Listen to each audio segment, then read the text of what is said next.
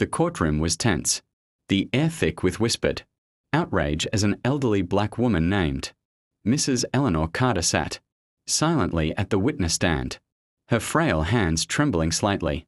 Weeks earlier, she had been pulled over without cause by Officer Daniels, a cop known for his arrogance and bias. Instead of politely requesting her license, he berated her, calling her slurs and accusing her of driving a stolen car. When she tried to explain that she was returning from church and had driven that same route for 30 years, he slapped her hard across the face, sending her glasses flying and bruising her cheek.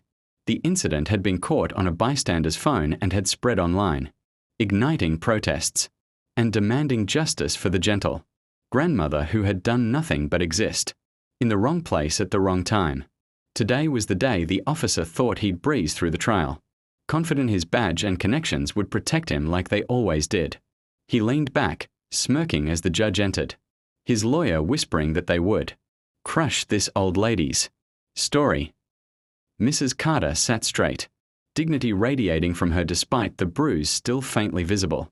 When asked to recount the event, her voice was steady, calm, and heartbreaking.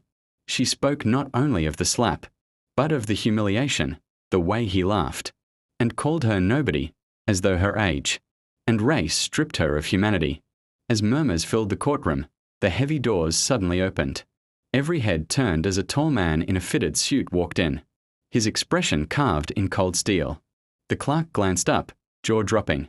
Special Agent Marcus Carter, FBI. The officer who once laughed paled instantly. Marcus walked straight to the front, his badge glinting under the courtroom lights, and placed a hand gently on his mother's shoulder. Without raising his voice, he addressed the judge.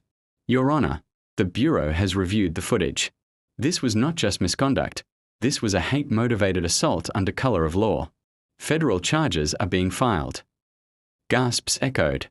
Officer Daniels stood up, sputtering, but was immediately surrounded by federal officers entering behind Marcus. Handcuffs clicked sharply, and the once cocky cop's face crumpled as he realized his world was collapsing.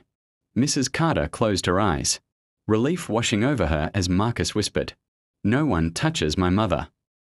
The courtroom erupted, not in chaos, but in applause, respect rippling through the room like a wave.